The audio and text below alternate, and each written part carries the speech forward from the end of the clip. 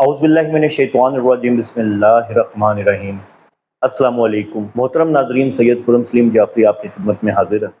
دوستو، تاریخ کے کچھ کردار ایسے ہوتے ہیں جن پر عقیدت کی اتنی تہیں چڑھا دی جاتی ہیں کہ ان کے پیچھے چھپا اصل چہرہ پہچاننا ناممکن ہو جاتا ہے۔ آج ایک ایسا ہی نام ہمارے سامنے ہے، حجر بن عدی الکندی۔ آپ نے سنا ہوگا کہ وہ شہید ولایت تھے۔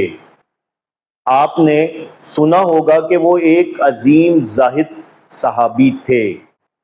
کیا آپ نے کبھی وہ پڑھا جو ان کے اپنے سب سے بڑے محققین نے لکھا؟ کیا آپ کو معلوم ہے کہ شیعہ مذہب کی وہ کتابیں جنہیں کربلا کے مقدس ایوانوں سے انعامات نوازے گئے، وہ حجر بن عدی کے بارے میں کیا سنسنی خیز انکشافات کرتی ہیں؟ آج کی اس خصوصی ویڈیو میں ہم ان تمام پردوں کو چاک کریں گے۔ ہم آپ کو دکھائیں گے کہ جس شخص کو آج مخلص وفادار بنا کر پیش کیا جاتا ہے، اسی شخص نے نواسۂ رسول صلی اللہ علیہ وسلم سیدنا حسن بن علی رضی اللہ تعالیٰ عنہ کے منہ پر جا کر ایسی بات کہی کہ جس سے ہر انسان کی روح کانپ اٹھے گی جو اہل بیت سے محبت کرتا ہے۔ کیا ایک سچا محب اپنے امام کو مذلل مؤمنین یعنی کہ مومنوں کو ذلیل کرنے والا کہہ سکتا ہے؟ کیا ایک وفادار ساتھی اپنے امام کے لیے موت کی تمنا کر سکتا ہے؟ آج کی اس ویڈیو میں کوئی سنی کتاب، کوئی غیر حوالہ استعمال نہیں ہوگا۔ آج جو بھی سکین اسکرین پر چلیں گے وہ ان کے اپنے گھر کے ہوں گے۔ آج حقائق بولیں گے اور عقیدت کے بت ٹوٹیں گے انشاءاللہ۔ اگر آپ میں سچ سننے کا حوصلہ ہے تو میرے ساتھ اس علمی سفر پر چلیں، کیونکہ آج بات ہوگی تحقیق کے ساتھ حق کی۔ دوستو، کسی بھی شخصیت کو پرکھنے کا پہلا پیمانہ اس کا علمی رتبہ ہوتا ہے۔ حجر بن عدی کے بارے میں جو سب سے بڑا مغالطہ عام کیا گیا ہے وہ ان کی صحابیت کا ہے۔ ذاکرین ممبروں پر بیٹھ کر انہیں صحابی رسول صلی اللہ علیہ وآلہ وسلم پکارتے ہیں، لیکن کیا واقعی شیعہ مذہب کے اپنے گھر کے بڑے محققین انہیں صحابی مانتے ہیں؟ آئیے دیکھتے ہیں۔ یہ آپ کے سامنے ایک کتاب آ رہی ہے، المفید موجم الرجال الحدیث۔ یہ دیکھیے، یہ سب سے بڑے شیعہ عالم اور مجتہد محمد الجوہری کی کتاب ہے، اور اس کتاب میں حجر بن عدی کے بارے میں کیا لکھتے ہیں یہ آپ کے سامنے سکین آ رہا ہے۔ ذرا غور سے دیکھیے، یہاں صاف لکھا ہے کہ حجر بن عدی اصحاب علی اور اصحاب حسن میں سے تھا۔ یعنی الجواہری جیسا بڑا محقق جو ایک ایک راوی کی باریکی میں جاتا ہے وہ یہاں خاموش ہے، اور اس بات کو تسلیم کر رہا ہے کہ حجر بن عدی صحابی نہیں بلکہ تابعی تھے۔ اچھا، بات یہاں ختم نہیں ہوتی۔ آئیے اب چلتے ہیں علم رجال کے ایک اور ستون علامہ حلی کی طرف۔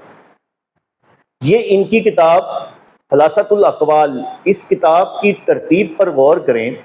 علامہ حلی نے صحابہ کے لیے الگ باب رکھا ہے، لیکن حجر بن عدی کا نام وہاں موجود نہیں ہے۔ انہیں کہاں رکھا گیا؟ انہیں اصحاب علی رضی اللہ تعالیٰ عنہ کے باب میں ذکر کیا گیا۔ علم رجال کا قاعدہ ہے کہ اگر کوئی شخص صحابی ہو تو اسے پہلے اس کے اصل مقام یعنی صحابیت میں ذکر کیا جاتا ہے۔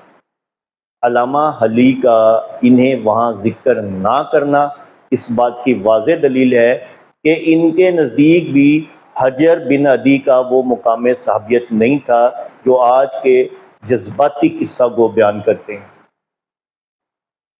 سوال یہ پیدا ہوتا ہے کہ جب ان کے اپنے ستارے اور محققین انہیں صحابی تسلیم نہیں کر رہے تو پھر یہ زبردستی کی صحابیت کیوں تھوپی جا رہی ہے؟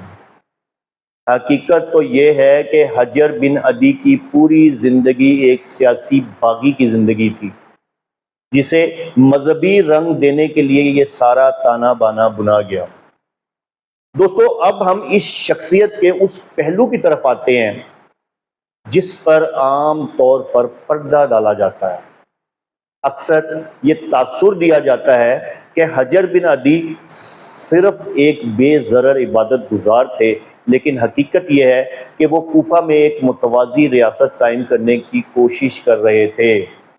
ان کا رویہ اتنا سخت تھا کہ وہ اپنے وقت کے گورنروں کے لیے امن و امان کا مسئلہ بن چکے تھے۔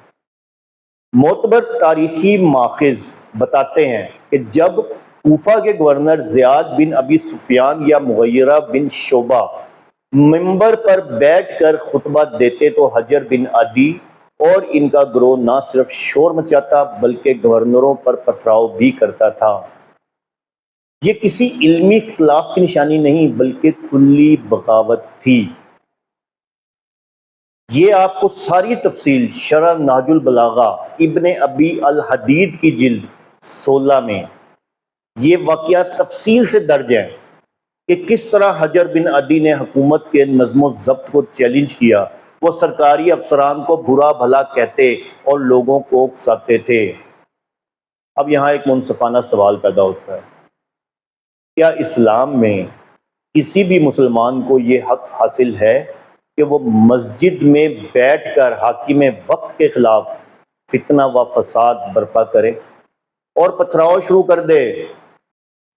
اب آپ دیکھیں کہ ریاست کے اندر ریاست، حجر بن عدی نے کوفہ میں اپنے حامیوں کا ایک ایسا جتھا تیار کر رکھا تھا جو حکومت کی کسی بھی پالیسی کو تسلیم کرنے کے لیے تیار نہ تھا۔ یہی وجہ تھی کہ کوفہ کے معززین اور عام شہری ان کے اس رویے سے تنگ آ چکے تھے، کیونکہ اس سے خانہ جنگی کا خطرہ پیدا ہو رہا تھا۔ جس امن کے لیے حضرت حسن رضی اللہ تعالیٰ عنہ نے اپنی خلافت قربان کی، اسی امن کو حجر بن عدی کوفہ کی گلیوں میں پامال کر رہے تھے۔ یہ تضاد ثابت کرتا ہے کہ ان کا مقصد صرف دین نہیں بلکہ سیاسی برتری حاصل کرنا تھا۔ ان کا قتل کوئی بلا وجہ کی دشمنی نہیں تھی بلکہ ان کی اپنی ان کارروائیوں کا نتیجہ تھا جس نے پوری ریاست کو خطرے میں ڈال دیا تھا۔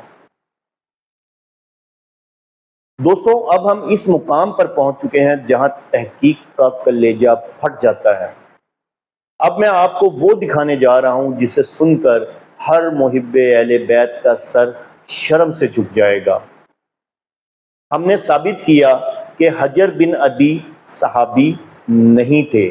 ہم نے ثابت کیا کہ وہ کوفہ میں فتنہ و فساد پھیلاتے تھے، لیکن اب دیکھیے کہ ان کا رویہ خود سیدنا حسن بن علی رضی اللہ تعالی عنہ کے ساتھ کیا تھا۔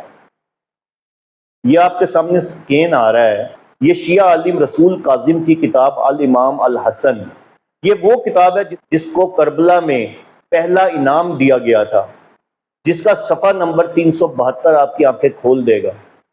جب حضرت حسن رضی اللہ تعالیٰ عنہ نے امت محمدیہ کے خون کو بچانے کے لیے صلح کی تو یہی حجر بن عدی ان کے پاس آتا ہے اور وہ جملہ کہتا ہے جو تاریخ کے سینے پر ایک زخم ہے۔ وہ کہتا ہے السلام علیکہ یا مذل المؤمنین، یعنی کہ سلام ہو آپ پر اے مومنوں کو ذلیل کرنے والے۔ استغفر اللہ معاذ اللہ، استغفر اللہ معاذ اللہ۔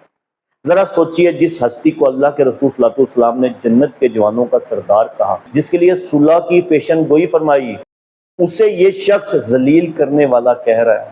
اسی صفحہ 372 پر مزید لرزہ خیز بات لکھی ہوئی ہے۔ حجر بن عدی نے حضرت حسن کے منہ پر کہا کاش آپ اس صلح سے پہلے ہی مر جاتے، استغفر اللہ معاذ اللہ، اور ہم بھی آپ کے ساتھ مر جاتے۔ یعنی ان لوگوں کو امام کی زندگی کی پرواہ نہ تھی، انہیں صرف اپنی سیاسی ضد اور خون خرابہ چاہیے تھا۔ یہی وہ وقت تھا جب ان نام نہاد شیعان علی کی حقیقت کھل کر سامنے آئی۔ ان لوگوں نے حضرت حسن رضی اللہ تعالیٰ عنہ کو اکیلا چھوڑ دیا، ان کے مسلح تک کھینچ لیے گئے۔ اور آج میں آپ کو وہ سچ بتاتا ہوں جو کوئی نہیں بتائے گا۔ کبھی سوچا ہے آپ لوگوں نے کہ حضرت حسن رضی اللہ تعالیٰ عنہ کی اولاد میں امامت کیوں نہیں چلی؟ کیوں آج بھی ان کے ہاں حضرت حسن رضی اللہ تعالیٰ عنہ کی نسل کو وہ مقام نہیں دیا جاتا؟ اس کی اصل وجہ یہی صلح تھی۔ ان لوگوں کے نزدیک حضرت حسن رضی اللہ تعالیٰ عنہ نے صلح کر کے ان کے سیاسی مقاصد کو کمزور کر دیا تھا، اسی صلح کا بدلہ آج تک ان کی نسل سے لیا جا رہا ہے کہ انہیں اہل بیت میں وہ مرکزیت نہیں دی گئی جو دوسروں کو دی گئی۔ حجر بن عدی جو صفحہ 372 پر کہہ رہا ہے کہ کاش آپ اس صلح سے پہلے مر جاتے، استغفر اللہ معاذ اللہ، استغفر اللہ معاذ اللہ، وہ دراصل ان سب لوگوں کی دلی تمنا تھی جو امن کے دشمن تھے۔